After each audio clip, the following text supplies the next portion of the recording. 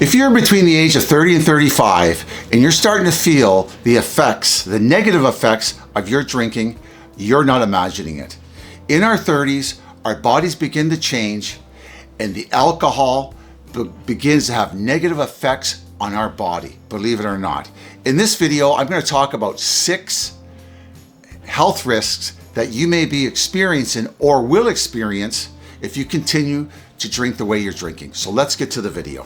The first one I want to bring up is your cardiovascular system. And let me tell you, when you start getting in your 30s, it's not as forgiving as it used to. If you're drinking and you go to the doctor and you experience high blood pressure, it may be a direct result of the amount of alcohol that you're consuming on a daily or weekly basis, believe it or not. And that's just in your 30s.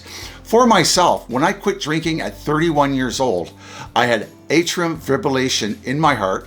I think I pronounced it properly, but basically it's when your heart races like crazy and then it kind of feels like it's expanding. It feels like you're gonna have a heart attack.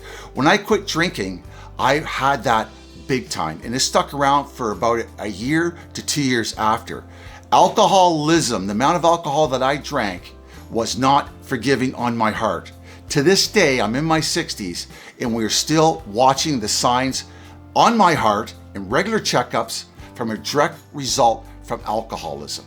And why does booze affect the heart? Because booze itself will soften or weaken the muscles around your heart, and over time it can lead to the most fatal kind of heart problem, and that is a heart attack.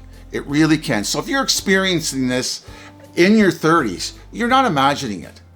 Alcohol is a big negative result on your cardiovascular system, and your little heart pounds like crazy when you drink and it raises your blood pressure. So you might want to think about that if you're drinking excessively in your 30s, okay? The second one I want to talk about is weight gain. And what does alcoholism or excessive drinking have to do with weight gain? Well, it does. And where it does is this, in this area. When you consume alcohol, your body is working on getting rid of the alcohol or breaking it down in your body. So when it does that, it affects your metabolism.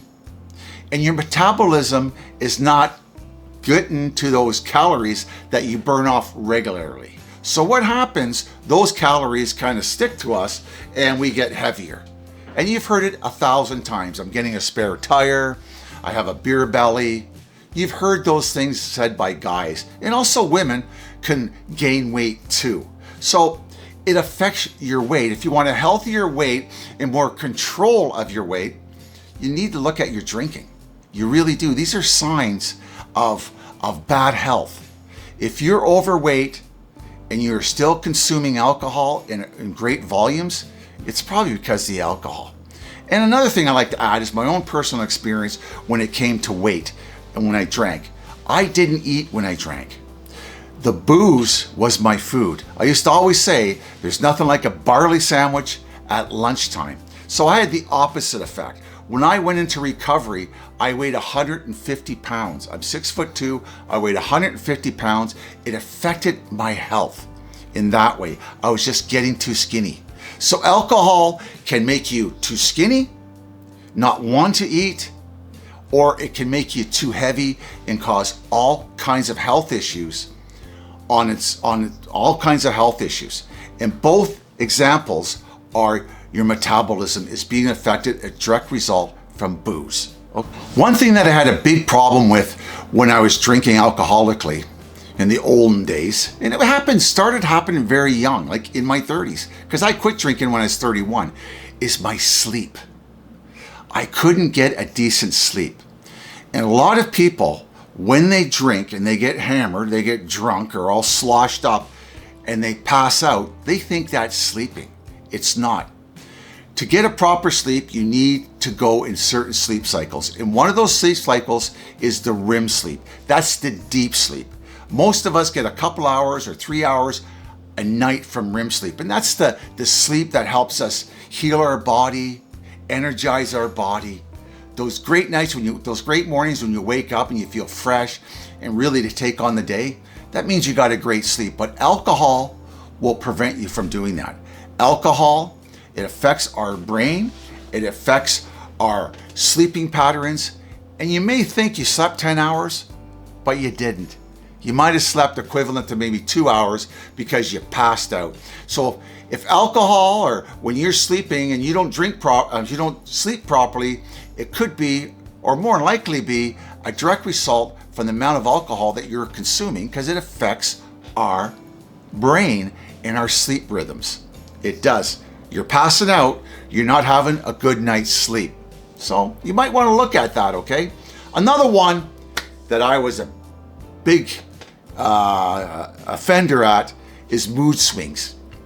You know, going through the day and having these mood swings, or feeling anxious, or feeling depressed after drinking out at night of partying, but being moody and being irritable and discontent from the drinking.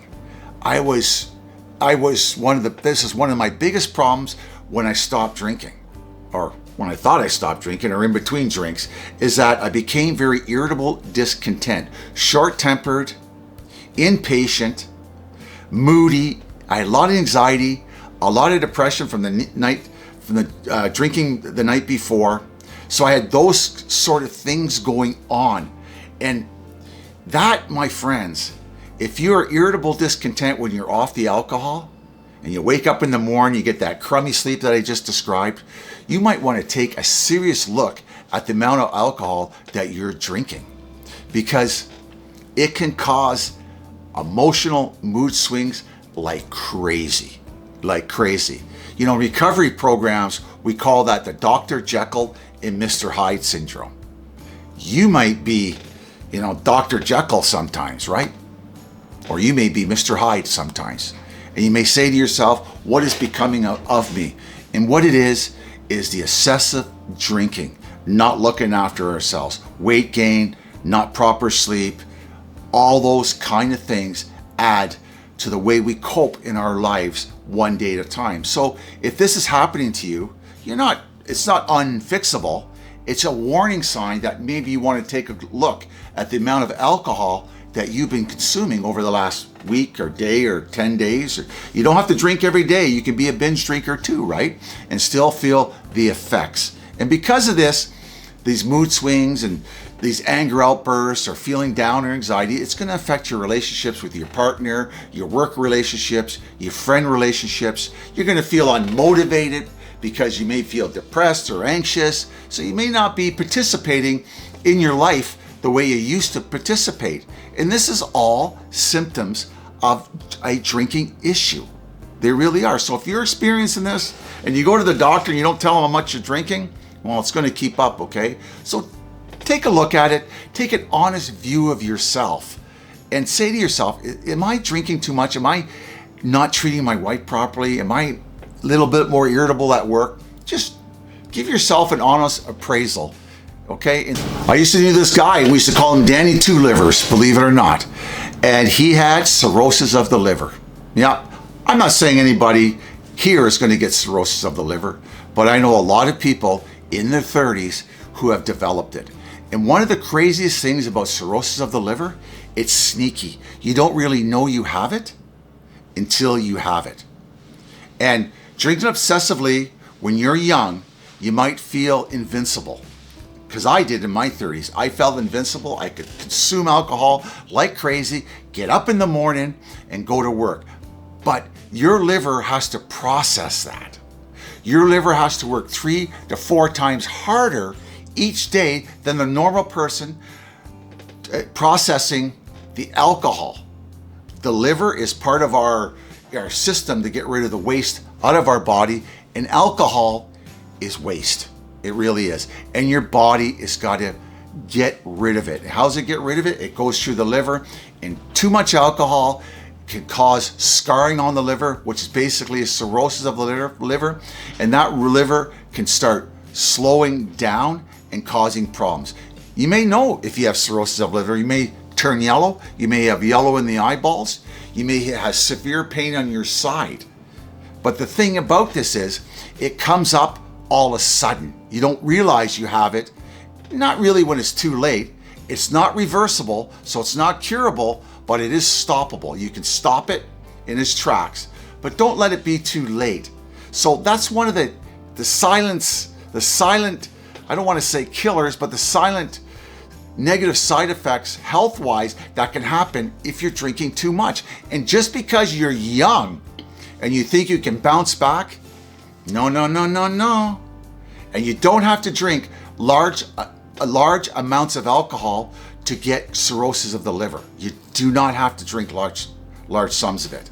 It's up to the individual. Some people drink large sums and never have any liver problems. Some people drink small amounts daily and they come up with these liver problems called cirrhosis of the liver. So you might want to take a look at that, okay? You might want to make sure that when you're drinking, you're not over-consuming or alcohol hasn't become a problem in your daily living, okay? Because, hey, it can cut your life short. I've known lots of people who had it. Like I said, this guy we used to call Danny Two Livers, he got a liver transplant. He kept drinking again, believe it or not, and he died from cirrhosis of the liver. And he was only in his 40s, believe it or not, and he got it in his 30s. That's one of the craziest things about alcoholism, and that's one of the silent killers of alcoholism. I know you guys aren't going to believe it, but maybe you women will. And that is, alcohol has a direct effect on your hormones. It really does. When it comes to guys, the testosterone is going to be lowered and the estrogen in women are going to be lower. Believe it or not, it attacks it. So because it attacks both of those, you're going to have a lower sex drive. It also lowers your serotonin and also lowers your dopamine levels. So you know what that means, right? That means you're going to feel depressed. You're not going to feel so joyful. It also is not going to make you feel motivated. The more you drink, the more it affects your hormones, the less motivated you're going to be to get things done or maybe go to work. Maybe that's why you wake up in the morning and say, I don't want to go to work. It's basically because alcohol attacks your hormones and lowers your drives, lowers your motivation. And because of this, you're going to feel, like I said, less sexually active. You're going to feel unmotivated. And you're going to feel like you're living an older body because you're just not going to have that get up and go, you know? The get up and go got up and went because of alcohol. Alcoholism, or drinking alcohol in excessive amounts over a long period of time, can cause a great deal of health issues. And a lot of these health issues that occur are usually subtle and very undetected, whatever, you get what I mean. You don't know what's happening. And that's the problem with alcohol. It's not like drugs or cocaine. Alcohol is very subtle and it comes up on us over time. And it's not as noticeable as like the crack addict on the street. It's more subtle. But there is warning signs, and some of the warning signs are in this video. But the biggest warning sign of all is you've got to look at the amount that alcohol that you are drinking and how it's affecting your life. And I hope in this video that you can take a few things out of this video and apply them to your life and kind of give an objective point of view of how alcohol is affecting you, okay? So that's the video, everyone. I want to thank you very much for stopping by. My name is Terry G. This is an alcohol-free life channel where we learn to live sober one day at a time. If you can take a second, please subscribe. Take another second and hit that like button, okay? You might want to take a look at some of my other videos. We're an alcohol awareness channel. A lot of it is my personal experience with some facts about alcohol and some truths of medical findings of alcohol, okay? So take a look, but don't forget to subscribe, okay? Thanks for stopping by, and ciao for now. And remember, quitting alcohol and living a big free life is very, very possible. Because you know why? I'm living proof of it. I've done it for decades. And let me tell you something, my health has improved 100%, okay? Thank you very much. Ciao for now, and I'll see you later.